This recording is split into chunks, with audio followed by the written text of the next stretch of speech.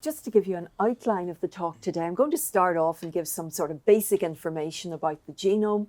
I'm then going to talk about the technologies that we use to detect copy number variants, mainly microarray I'm going to talk about, and say a little bit about next generation sequencing. I'll then get on to the bulk of the talk, which is about the copy number variants, what do we mean by them, how do they cause the phenotype, their classification, interpretation, and then I'll give you some examples. And I'm happy to take questions at the end. So to talk then about the genome. So our genome consists of 3.2 billion pairs of DNA. And what do we mean by a base pair? Well, we mean this GC, that's one pair. TA is another pair. So that, again, 3.2 billion times. And our genome is packaged into 23 pairs of chromosomes. Pairs because we've one set from each parent, so 22 pairs of autosomes and one pair of sex chromosomes, so giving us our 46 chromosomes in all. And that comprises about 20,000 genes. And that is contained within each nucleated cell. And it's estimated we have about 75 to 100 trillion cells. So just another way of putting this, if I was to take that code and write it into a paperback book, I would fill a stack of them that would reach 61 meters high. Or if I was to decide to read that out to you, it would take me a century to recite it, if I was to recite it one letter per second for 24 hours a day. Or if I was to extend one genome out and see how long it would stretch, it would go about 3,000 kilometers. So a good plane trip from, say, London to the Canaries. So just to give you an idea of the scale of things we're talking about. And then really to think of it another way. So these are just some facts showing you sort of, we've 2 meters of DNA inside every cell in our body. And at a conservative estimate of 50 trillion cells in the body, that gives us 100 trillion meters of DNA per human. If you were to stretch that out, it would go, now this is where I got confused when I was Googling this the other day. I was getting figures of from the Earth to the Sun 300 times and back, or 150 or 77. And then I got totally confused between was I talking about American trillions or British trillions, and I gave up. I'm afraid I'll just say it's a long distance. But then on the other side of things, that 2 meters of DNA has to fit inside a nucleus, which is 6 micrometers in diameter. That's the equivalent of having 24 miles of string and trying to fit that into a tennis ball. Okay. So, and then, you know, we order tests and we wonder, oh, why is it taking so long? Why haven't they got back to us? What's the complication here looking at this? That gives you some idea why. So then I want to talk now about some of the technologies we use to detect CNVs. As I said, I'm mainly going to talk about microarray. It's also given other names, array CGH, array, or even sometimes you'll see the term molecular karyotyping on reports, which I don't really like because I think it's confusing. People think it's a karyotype we're talking about. And I also mentioned next generation sequencing, although these technologies are more for detecting single base pair changes, but they will pick up CNVs as well. So the next section is going to, as I say, talk about these technologies, and it will be more relevant to some of you than others.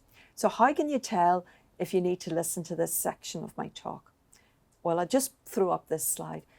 If you actually remember using some of these items, you're probably of my vintage. And therefore, when you went to medical school, these things hadn't been invented. And you've had to pick them up afterwards. And there may be some wee gaps in your knowledge. So that's why you should pay attention to the next few slides.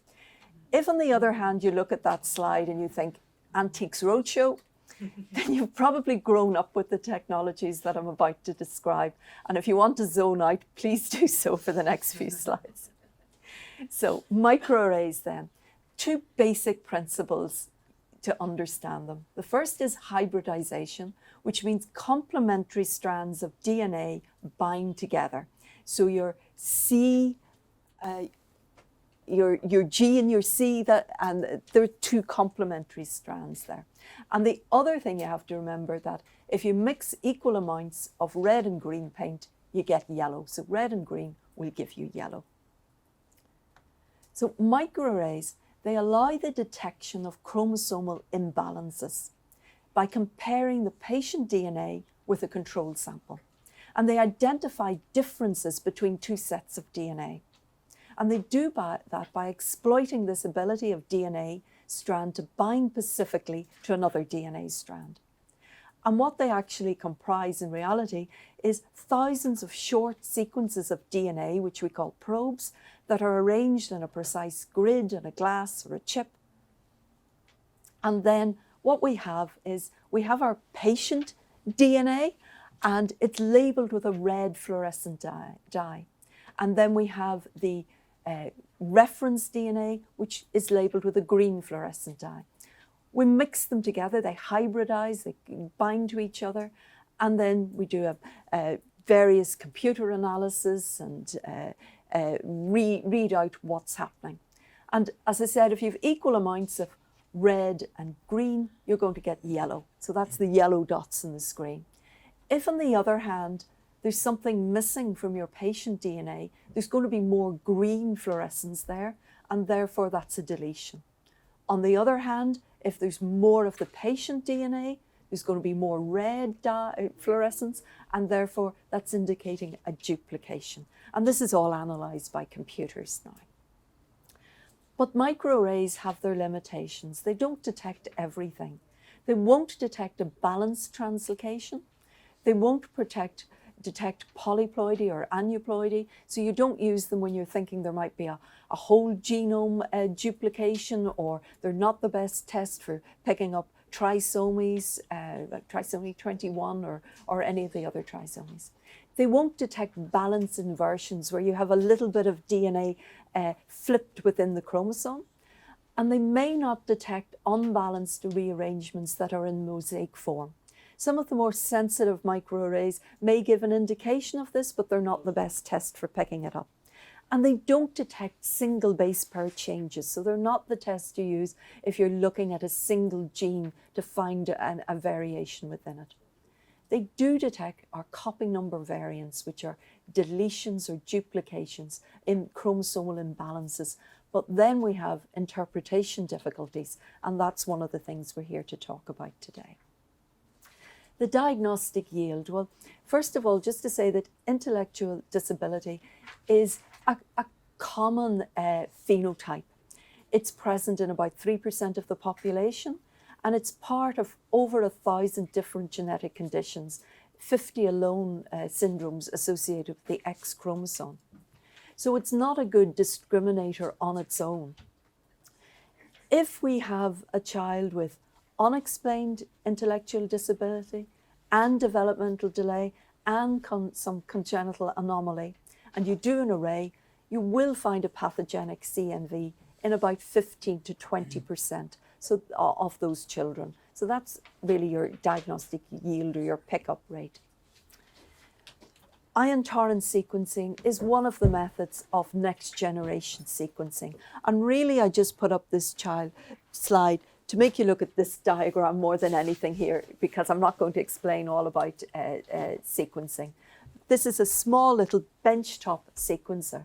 So the actual technology in some ways is simple enough. The problems are the amount of data this generates, the bioinformatics that are involved, and the interpretations, the time that's needed to interpret everything. So next generation sequencing, we usually think of it as being whole exome sequencing or whole genome sequencing. Whole exome sequencing, WES, refers to when you're just looking at the entire protein coding portion of the genome. And that's really looking at our 20,000 genes. And that comprises about 1 to 2% of the genome. Whereas the entire genome is back to our 3,000 mega base pairs of DNA. And you might think 1 to 2% of the genome isn't a lot to look at, but sometimes that's actually more than enough for clinical purposes, because it's usually the protein coding genes that you're interested in. Now the public, and dare I say some medics as well, have a particular perception of whole genome sequencing. You think that what we're maybe doing in genetics is we're extracting the DNA, we're putting out this big long code, and we're reading it like a book, and we're immediately able to say, ah, the quick brown fox jumped over the lazy dog. It's all apparent to us. But unfortunately, it's not as simple as that.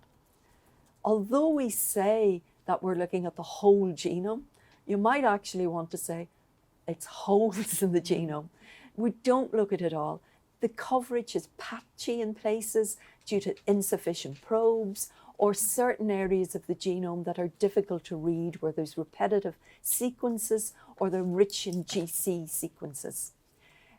Technical things called in the alignment, or calling the variant, what variant are we going to look at, and interpretation all add up to problems with sequencing.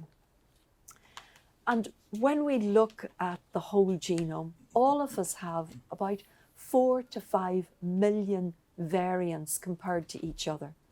So we can't possibly look at all those if we go to sequence a child's genome. We have to filter out loads of those before we can decide on maybe a few that might be of clinical significance. And there's various then filters that are put on.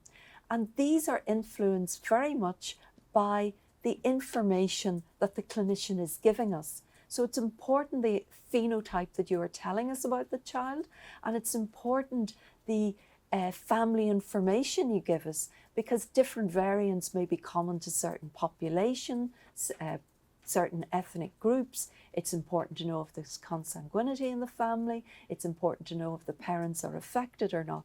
All those things may influence the clinical scientist deciding what's going to be filtered in and filtered out. And there has been studies done where they've given a genome to different clinical labs around, say, the UK, and asked them all to give a result. And you could get, there's 23 different clinical centres in the UK and one in Ireland, and you could get a different result from them all, because they're maybe applying different filters to the information. So the information, you might want to sometimes re-look back at something if new information becomes available, because your answer might still be in there even though you haven't alluded to it the first time. And then there's various considerations about the result that before you report a result that you need to consider. So again, there's limitations of next generation sequencing. It doesn't reliably detect triplet repeat expansions. So if you're looking for Fragile X, this isn't the test to do. You do a normal Fragile X testing. And another condition with a triplet repeat, such as myotonic dystrophy. It's poor at detecting small copy number variants, such as individual deletions or duplications that might occur in Duchenne muscular dystrophy or SMA. So there's other tests for that. And it's poor at detecting certain mosaic variants in low coverage data under certain circumstances. So this next slide is just summarizing the different technologies. So we've got G-banded karyotype, which I haven't really spoken about today. Resolution is about 5 to 10 megabases, whereas if you go through microarray up to next generation sequencing, you're into the 1 base pair resolution. But as I said before, because of the patchiness of coverage, it may not be that 1 base pair resolution in certain areas of the genome. And then the more detailed you're testing, then the more variants you're going to turn up, but the higher yield you may get as well. This next slide is just to give you an illustration of what your yield might be from using these technologies for different sort of phenotypic features. And if you do trio whole exome sequencing for severe developmental disorders, your diagnostic yield is about 40%. By trio, I mean that you're looking at both parents and the child. So you're able to exclude a lot of the variants that are in the parents by doing that. And exome, you're looking again at all the coding information that's in the gene. Sometimes we use next generation sequencing maybe to look at a panel of genes. So if you have a certain phenotype that you know, well, it's in a limited number of genes, you don't need to look at the whole gene. You can just look at those particular genes, and that panel might be for 20 genes, or it might be for half a dozen genes. On the other hand, sometimes we do what we call a clinical exome, which may be just looking at genes that we know are maybe associated with developmental disorders. So Exeter sometimes do for us and other centres a clinical exome, which may look at about 600 or so developmental genes, and that can be very useful without going to other extremes. So what are copy number variants? So these CNVs, they're structural variants. And what's the definition? Well, the definition is a DNA segment of 50 base pairs or larger that is present in a variable copy number in comparison with a reference genome. An easier way to remember that is really a gain or a loss of genomic material that's greater than 50 base pairs in size. We probably know about 2,000 of these, and they comprise probably about 9.5% of our genome contributes to them. And it's worth noting that about 100 genes can be completely deleted without causing any obvious phenotypic effect. Most genomes have about 70 CNVs, and their mean size is about 341 kilobases. A rare CNV is one with when you look in the general population, it's there at less than 1%. Now, CNVs are actually very important for genetic diversity and evolution. They're a very good thing to have around. And areas of our genome that have evolved more recently, such as our immunity or the evolution of our brains, the genes involved in those show much more CNVs. I just put in there just a little table about what a base pair and a kilobase pair and a megabase pair is. Sometimes I'm asked that. So how do CNVs cause a phenotype? Well, depending where they are, they may disrupt another gene by disrupting the actual gene or other regulatory elements round about it. They may alter gene dosage if you have a duplication of something. And they may impact on gene expression through their positional effects. They can sometimes unmask a recessive condition. So you could say, I've done a trio, or I've two parents that have no problem at all, but the child has a specific condition. And you're asking me, is the CNV causing this condition? Well, there may be a gene within that CNV that's inherited in an autosomal recessive manner. The child's deleted it on one gene, or one allele that it's received from one parent, but the gene on the other allele might have a mutation in it that it's received from the other parent. And it's knocked out both those genes in a way, and therefore it's exhibiting effects. As I've said, it may affect regulatory elements. It may just be in an intronic area, an area between the exons, and you may think, this isn't relevant, this isn't having an effect. But it could have an effect because sometimes elements that control genes can be very far upstream or downstream from the actual gene. How do we classify them? Well, we classify variants in genetics really under 5 headings. We say it's pathogenic, meaning there's an awful lot of evidence out there that this is definitely causing the condition. Likely pathogenic, a VUS or a variant of unknown or uncertain significance, likely benign or benign. Now, variants of in any of these, but more so the variants of unknown significance, can be reclassified if new information becomes available in the future. And I want to give you some hints or aids to interpreting CNVs when you get the report in front of you. Should you be worried about it? Are you happy to give the report back to the patient yourself? Should you be giving an onward referral to genetic services? So usually we think anything greater than 1 megabase in size is probably concerning.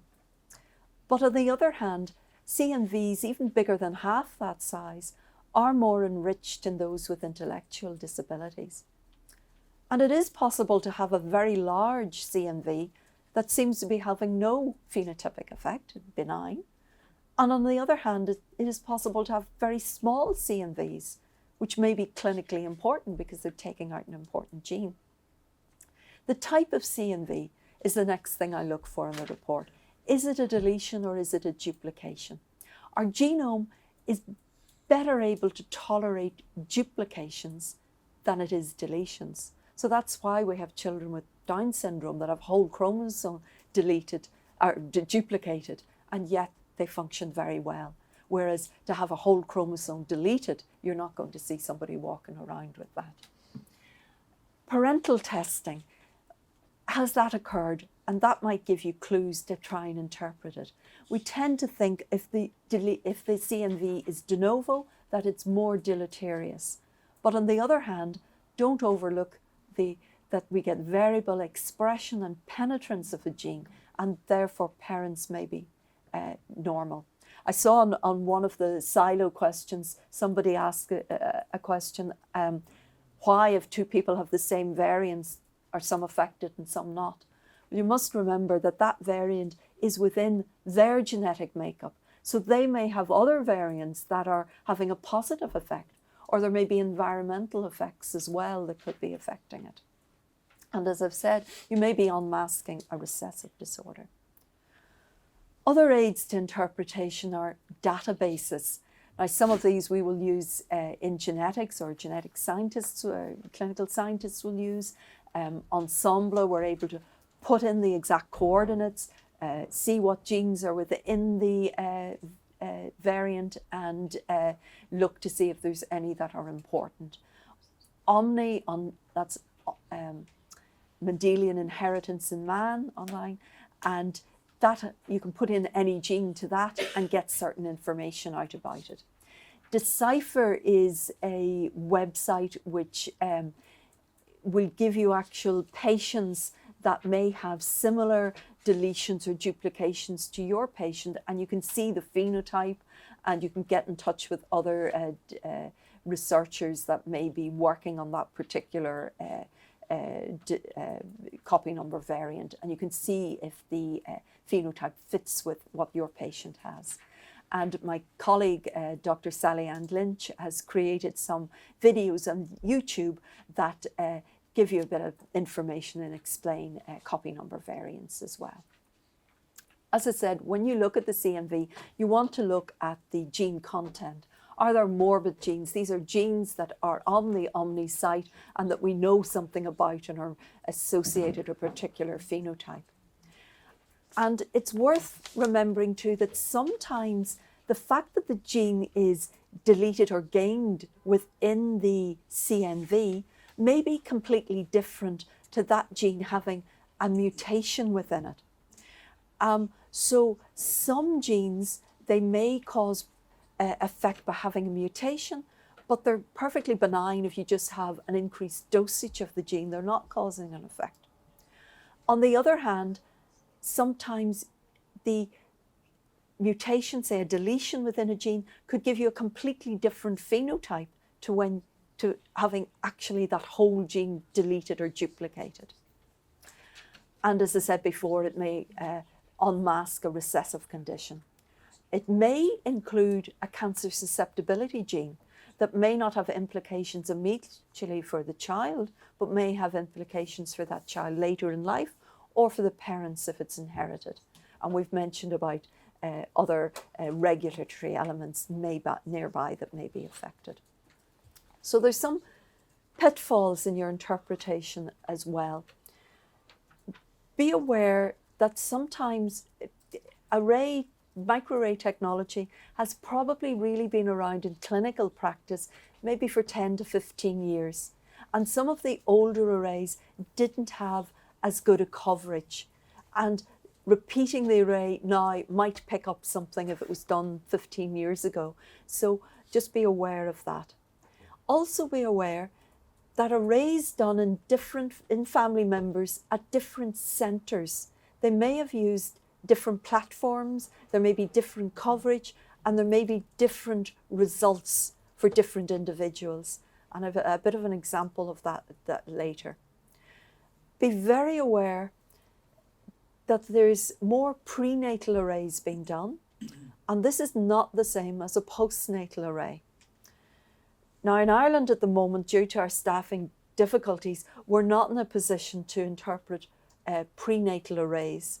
But sometimes prenatal arrays are performed and they're sent elsewhere. And most labs will have their own criteria about what they will report in a prenatal array. So they very often will not report those CNVs that have a very variable phenotype where somebody can be completely normal with it or another person could have some learning difficulties. They won't report those in the prenatal array, but they would be reported in a postnatal array.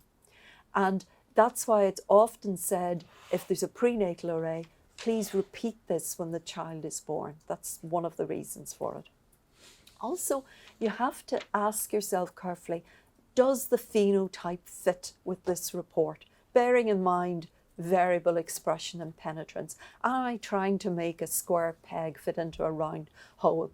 Should I really be thinking, is there another diagnosis? Or is there a dual diagnosis going on? Maybe the CNV does explain part of the child's problem, but there's another problem there as well. And remember that the clinical scientist has also used the information you've given when you've sent in that request for the testing to aid giving you your report and the interpretation. So I do worry sometimes that it's maybe the most junior person on the team is quickly following the consultant on the ward round, saying, array, developmental delay, dysmorphic, fill it in, and just the form comes down with no real information. So don't worry if you don't have the right terms to describe some dysmorphic feature. Just put in the form what you see, what is there, and leave that interpretation up to ourselves. Because sometimes too, we get in, we do try to sort of gatekeep a little the requests that come into our laboratory for testing. Now we can't look at them all, but the clinical scientists will bring to our meeting once a week some of the ones that they're having trouble with. So they may bring up something and say, the clinician has requested an array here, but look at what they're describing. And we'll go, yeah, that would be better, just a single gene test. We think this is a particular condition. Or they're requesting a number of different things and we say, no, we'll let them start off with an array. That will be a better thing to do than going immediately trying to do whole genome sequencing. So we do try to give some of that feedback, but you know, it is, if the information isn't there, if there's very limited information, we can't help you. So do give that information. So now I'm going to give some examples. I would appreciate if you would not photograph any of these slides, and they won't be videoed, as I have clinical pictures of patients in some of the following slides. I have permission, obviously, to share them for teaching purposes, but not for the general World Wide Web. So the first example I want to show you is a little boy that was referred to my clinic. He presented initially with developmental delay, especially of his speech. He was given a formal diagnosis of an autistic spectrum disorder and was attending a special school. The family also had a history of sickle cell disease, and it was mentioned that Dad had hypertension. He was quite a large lad as well. When we did his array, this here is what we found. So this is what you'll often see on your reports here. ARR just means array, microarray. In brackets, you'll also often see HG19, or you'll see another thing that says, I think it's GD, or is it? And it will say 37. That is like the addition of a book. So you know if you would buy the first edition, something might be on page 5, and in edition 3, it might be on page 10. So it's very important to know what edition, this is known as the build, and so it's like the edition of a book. You need to know what build you're talking about. 5 means we're talking about chromosome 5, Q, the long arm of the chromosome, or P, the short arm of the chromosome. And everything else here looks a bit gobbledygook. Is like the coordinates on a map. It's telling you where something is on the chromosome. By 1 means that this is a deletion because you should have 2 copies of everything. And if it says mat, means it's inherited from the mum, pat, inherited from the dad. Okay? So this was quite a complex report that came back. But really, I want to focus on this here. So this 16p13, and we say 13, we don't say 13, okay? So it's 16p13.11. This is a sort of known microdeletion syndrome, and it does explain the child's problems. But within that deletion, there's a gene called MYH11, which is a cardiac gene, and it is associated with thoracic aortic aneurysms and dissections. So a bit worrying when you see that and you go to the literature and you look up things. And it's found that it's not as strong, say, as the aortic dissection risk you get with something like Marfan's. But it is reported that individuals, maybe in their 40s, 50s, 60s, may get aortic dissection. So this then gives a dilemma. How do I counsel this family about this? And Mum mentions to me, I know Dad didn't come to the appointment, Mum did. I can see this is inherited from Dad. And Mum mentions, Dad gets occasional chest discomfort, Auntie's hypertension, Auntie's a very stressful job. And so I'm wondering, I'm a bit worried about Dad because he fits into that age group. What advice do I need to give?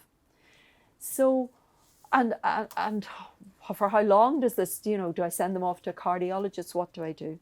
So the evidence in the literature is that there is a connection, but that maybe it's not as strong as, say, something like Marfan's. So I would advise that this dad goes and sees a cardiologist and gets an echocardiogram, and then I'll leave it to the cardiologist to determine how frequently he needs to be followed up.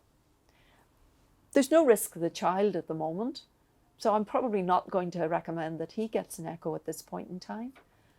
But I'm going to ask the parents to make sure he knows this when he's older. And I do have worries, well, will the parents remember to tell their child that he has this risk? Will he know, to get this checked out as an adult? Okay, so that's one example. The next one is a child, probably seen by me maybe about 7-8 months of age. And antenatal, it was picked up that he had a heart problem and he'd severe aortic valve stenosis and needed surgery at 17 hours of age. But when I saw him, his development was entirely normal.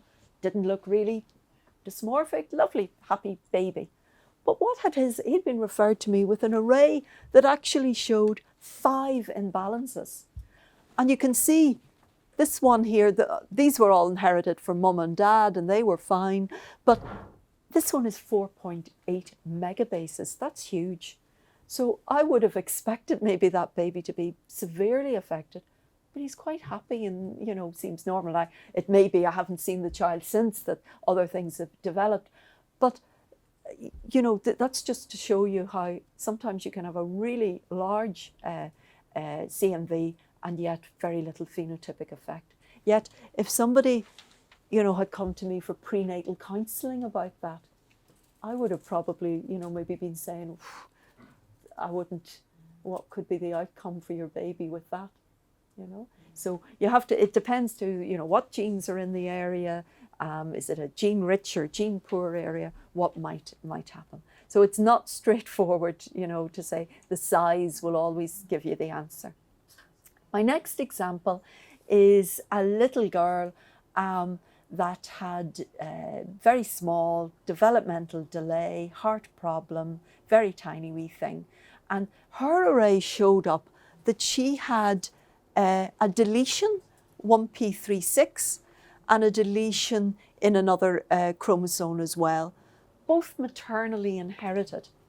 Now, I know immediately 1p36, I know that to be a microdeletion syndrome, and it's one we know a lot about, and there's lots of findings with it, and it's a very distinctive facial feature, very severe developmental delay and intellectual disability, and various other anomalies as well, may affect the heart, the skeleton, kidneys. So quite a severe phenotype. And I'll just show you an adult I know with this condition as well that I saw when I was in London. And this is really the typical face of this condition. And usually once you've seen it, you won't forget it. So this young lady had severe learning difficulties, epilepsy, scoliosis, severe self-harm. That's where she's biting the back of her hand. And she had this 1p36 deletion syndrome. And usually I think of it as something as a de novo, deletion. The parents wouldn't have this. So what does the lab mean when they're saying this is inherited, both of these from the mother? This looks a bit weird. Well, actually, what the mother actually had was a balanced translocation. So she was perfectly well. She had swapped around a bit of chromosome 1 and chromosome 16, but the child then had inherited one of the chromosome with the unbalance, and that had caused the problem. Okay. And another example, this is one my colleague Sally Lynch was telling me about. So she was asked to see a child, and she was told the child had the same phenotype as his brother. But the mother said this child had a normal array done while they were in the UK. The mother and the brother had a CNV detected on array, but the child referred to her was supposed to have a normal array. So she had to go, not take this at face value, and to try and track down where this array had been done in the UK, what laboratory, and what was the result, what was their platform, what did they look at. And when she got email correspondence back from the UK, this was one of the sentences. We carried out array testing on this patient in 2014. I've now reviewed the array data, which shows that there is only one probe in the region of the CNV in the mum and the brother. Therefore, this duplication would not have been detected by their array. So it's very important if you know one child has been tested and they have an abnormality, that you let the lab, if you're testing another child, that you let the lab know what was found in the first child by attaching preferably a copy of the first child's report to the request, so that we know exactly that we should be looking for that. And in some occasions, what you'll want is just array studies looking for that specific fault that's being found in the array. On other occasions, if the phenotype is somewhat different, you want us to actually, if we don't find it, to look at the whole array in that child. And it's important to distinguish between that. So do be careful that array platforms are different and you may have discrepancy in results. And I think this is my final example. So this is a little boy that attended me with developmental delay, moderate learning disabilities, a small head, and he was being investigated for possible seizures. And he had this 1q deletion, quite a big deletion, 4.4 megabases, and it was thought that that was causing his problems. But when I looked in there, there was a cancer susceptibility gene called the FH gene. Now, some of the pediatricians may know that FH gene as an autosomal recessive condition, causes a very severe, awful metabolic condition.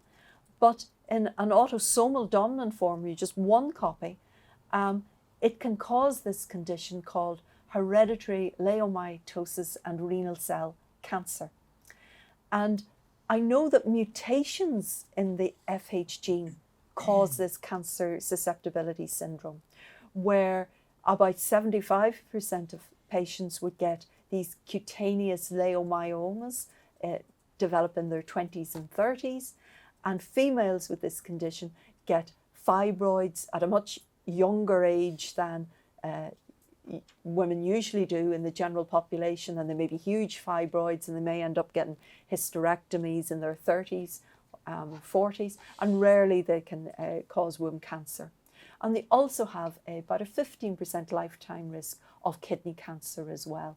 And individuals with this condition, if I was seeing them in my cancer clinic, I would be counselling that they need lifelong surveillance. They get MRIs of their kidneys every year, and they get a checkup of their skin, and they're told to seek referral if there's any gynecological symptoms.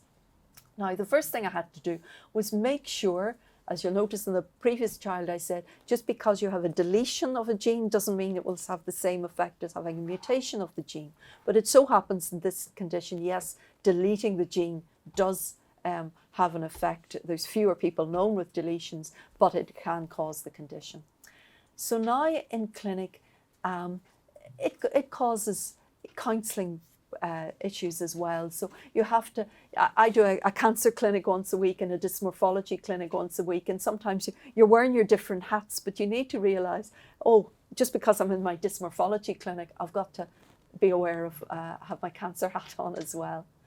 Now, I've inadvertently tested a child for an adult onset cancer syndrome. So usually if I was seeing a parent with this condition in clinic and they were saying, what about testing my children? I'd be saying, oh no, I don't test children for an adult onset condition. Tell them they come back and see me when they're adults. They've got to have some autonomy and decision making in their testing. But this is like an example of an incidental finding that's turned up. And I wonder if when the original array was done, was the consent taken, was the person consented properly and made aware that an array may pick up something incidental that we weren't looking for.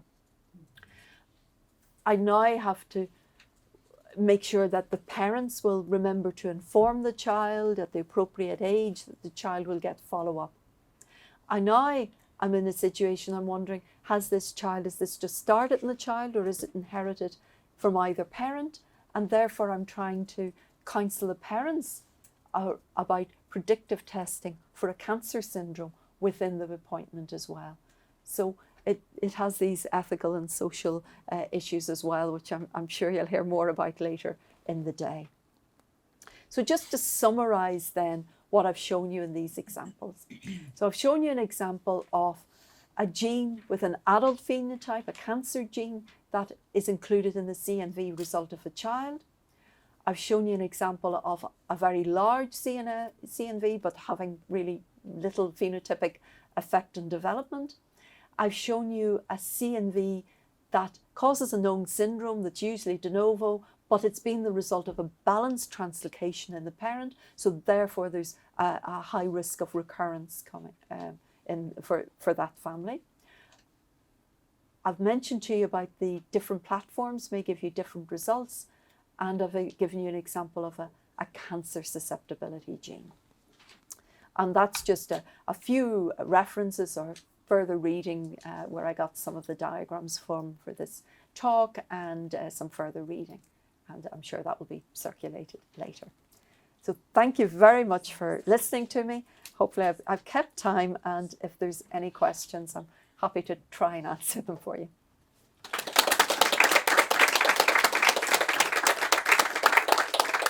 Thank you, Lisa, for a really informative talk and for keeping time so beautifully. But maybe you were just about due to break for coffee, but maybe does anybody have one or two questions for Lisa? I think I wrote one up. Oh, you have one. Yes, Alina. Yes, thank you. It was really wonderful. I was thinking about that little baby who was actually looking rather healthy and had a heart problem. What was the reason for conducting this microarray test in that baby? I can't remember to be sure, but it may have been, I think the cardiac anomaly was picked up prenatally. So it was done because as a prenatal amnio test. I think that was the reason there. Yeah. Richard? Thanks very much, that was great. I'm just thinking back to your slides about the microarray testing and how you compare the patient DNA with a reference genome. How is the reference genome defined? Is there kind of like a... I thought that question might come up, but I forgot to look it up. It's usually a standard, I think, genome they have, isn't it? We presume that genome is okay. Yeah. Yeah, it's probably a combination of lots of different genomes, that they use as their standard, rather than just one person's genome. Yeah. But presumably it's still changing all the time, the assemblies of the genomes, so that they, because I was interested recently, we were looking at array results, and I was interested that it's still called on HG19, but you might have 37 as well. Yes, so in clinical practice it's HG19 or build 37. But in research, it has moved on to build 38. And if you look up Ensemble, it will be build 38. But most of the clinical reports are still 37. So you need to be careful that you click into the subset on Ensemble that gives you into build 37. And there are ways of converting between builds as well. But usually I ask my clinical scientists to do that for me. So it is important to make sure it's the same build. And you will get even sometimes the coordinates will be reported slightly different between parents and child. And it will sometimes say in the report, this is nothing to worry about. It's within the sort of confidence intervals or whatever of the laboratory. I'm a paediatrician in Tala, and we get our microarrays done in England at the moment because of contractual complication. Yes, but I wish you had an arrangement with us. So yes, we hope now that we're one, that will come, so that would be helpful. But I was interested because I hadn't been aware that in the reporting it identifies maternal or paternal, and that wouldn't be in our, the P or the Q, and that wouldn't be in our. It certainly wouldn't be stated in the report. So when we send off, just in terms of us asking parents then. Well, what usually comes back to you is the initial child's report, which won't say Matt or Pat because they don't know, it's just the child's report. Right. But they should say at the end of it, please send us parental samples. They do, Then you get a final report. There should be, that says it with Matt or Pat on it. So your Matt, where you had Matt or Pat, you knew the parents? Yes, I knew it had come from the parents then.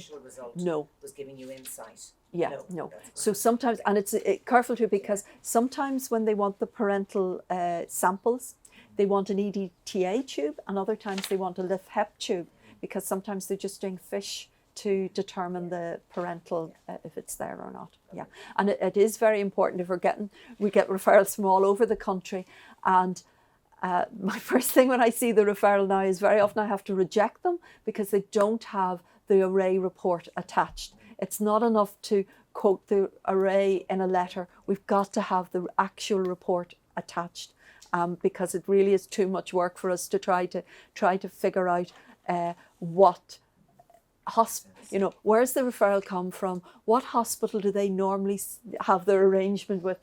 Can I get it back? And sometimes even if we go to the UK lab, they'll say, no, we can't release the report to you. We can only release it back to the referring clinician. So that's why you must give us the report with it. And legally too, we have to see a report before we can counsel a patient about it. Okay. Any other question? Yeah. I have a question about the testing modality and the relationship with the diagnostic yield, because you were talking about that in about 20% of patients with intellectual disability, a copy number variant is found, and then with whole exome sequencing, the diagnostic yield is a little bit higher. I was thinking about whole genome sequencing. Would that even be an increase? And would sometimes not. Actually, sometimes not, because usually it's a child with a developmental problem, and sometimes it can be actually enough to do a clinical exome, which will give us about 600 genes that we know are associated with developmental delay. And that can sometimes be enough to do. A whole exome can sometimes throw up a lot more incidentals, and to your counselling, your consent is more complicated because you have to, bear in mind that you're counselling people about incidental things that might turn up. When we're sending off for full genomes, depending on where it's going as well, there may be different countries have different consent forms that need done as well. So sometimes when you request things, we might have to send you back another form to fill in to get the parent to agree to what level of things are fed back. So there's, we would sometimes not report back certain things, like we're not going to report back if we find a gene associated with dementia or Huntington's or something turns back, whereas sometimes people would report back something, say it's a breast cancer gene that might have implications for the parents, but not always, not always. One thing sometimes people ask is about, because I've said reports can change over time, what's a variant now may not be a variant in 5 years' time, and how do we feed that back, or what is the follow-up? The way we are in genetics, we cannot look at all the variants or mutations and reclassify them and go back to people about them. What we rely on is if somebody comes back to us and says, is there any more information on this, we will then look at it at that stage.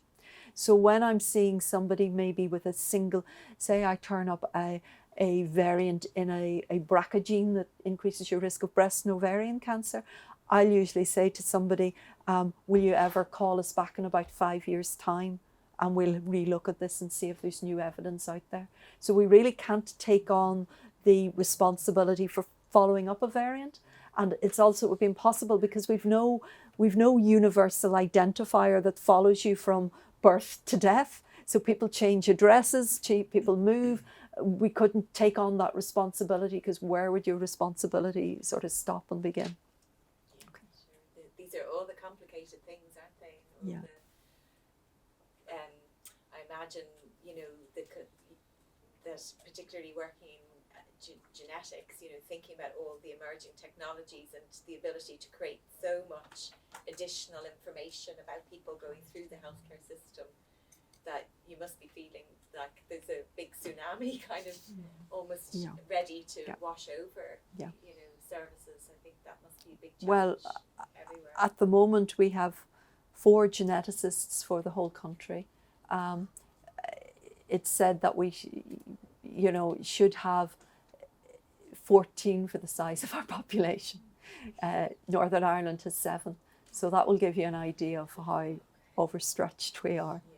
And our waiting lists, they're appalling. I feel ashamed about them, they're 2 years, and it's really awful. One thing I will say to you, so some of the array report, this came up in clinic with me one day, something like that 1p36 that affects the end of a chromosome, and the array report will say this is a terminal deletion, meaning the end of the chromosome is missing.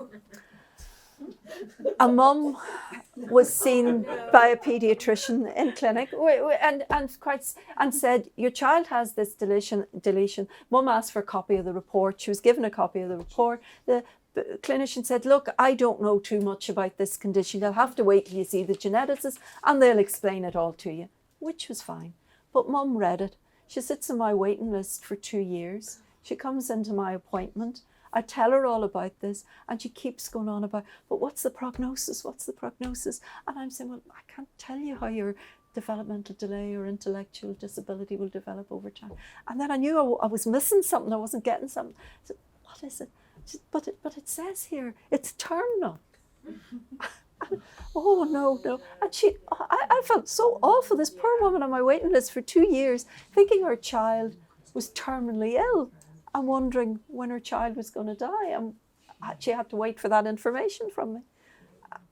And, the relief, but I think if it was me, I would have been extremely angry, Yeah. But it's those little things, so, yeah. But isn't that so interesting, though, just the way that kind of miscommunication could happen so simply. Yes, it's so simply, and It's so yeah, simple, everybody's yeah. been doing their best for the family, Yeah. and but you know, and Yeah. you know, it would have been bad to sit with that information, even if your waiting list was normal, sitting for a few months, but sitting with it for 2 years, Yeah. you know. Yeah. Yeah. Yeah. Any further yes, the other question? Actually, to communicate the child's parents, while one example has 2 CNVs and both of them are maternal. How do you say while saying both of them are maternal? Surely there is no guilty one, but I don't know, the feeling of the mother. Yeah. So all, you know, every parent is going to feel guilty about passing something on to their child. And all I can say to them is, you didn't have any control over this. It's like feeling guilty about giving your child the colour of your eyes or your sense of humour. You had no control over this. All you can say is that at least you have the knowledge now to tell your child, you know, about something. So it comes up more, not so that much about arrays, but it comes up more with single gene testing and cancer genes, and mothers worrying about passing those on to their children. And all you can say is, well, you've given them the knowledge to do something about it, or, you know, take maybe screening or preventative measures. But in CNVs, yes, to feel that, yeah, you may have passed something on to a child, they have a learning disability, and it's you never take away that guilt, you know, but you just have to say that you'd no control over this. Yeah. Yes, sure. I've had a couple of children with developmental delay, and the issue's been on the X chromosome, and then obviously the mother has it, but the report says, you know, the mother is asymptomatic, but because the mother obviously has 2 X chromosomes, it may or may not be responsible for the child's disorder. And we might like to tell mother, because she might like to tell her male relatives. And it sounds incredibly, you know, expansive. I mean, I refer those to you rather than telling her to tell her. But it sounds, for something, the significance of which is uncertain, that it's going to have a huge ripple effect through all the men in that woman's family. And I was just wondering what you say to them when you see them. Yeah, probably much the same. We're counselling about the condition. Yeah. We tend to always write letters to our patients. So I write it, and then I to save our typists and everything else, I just copy that letter to the referrer and GP. And sometimes if most people are able to actually, once they're given empowered with the information, they're able to pass it on to families quite well. Sometimes it helps if I say, just copy my letter to the family, and they'll do that. Or if they don't want to give all their information, I'll sometimes do a separate to whom it may concern letter. And but it's the rarer ones that I have to do that to that will pass that information onto their family. Yeah. I only have a quick question, because I think everyone's looking for to coffee. I was wondering about you mentioned a few times the counselling you provide for the families you see, and I was wondering about how your service is set up and whether you have genetic counsellors involved. I'm only thinking of I suppose the number of patients and families you normally see, and whether genetic counselling is, I suppose, or could be a benefit for some of them. Oh, yeah. Probably So our department consists of 4 consultants, and then we've 8 genetic counsellors, physical people, but some of them work part-time, so it's about 5.3 full-time equivalent genetic counsellors. So we're all very busy, as you can imagine. So yes, our genetic counsellors will see some of these cases as well.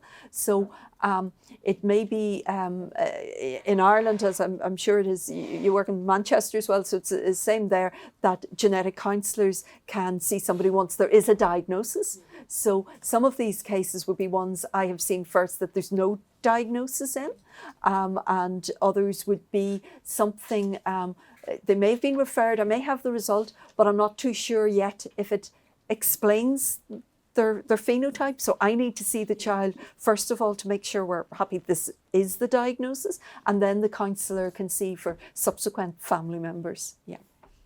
Yeah. Okay, thank you. Thanks again, Lisa. Thank you everybody for your questions.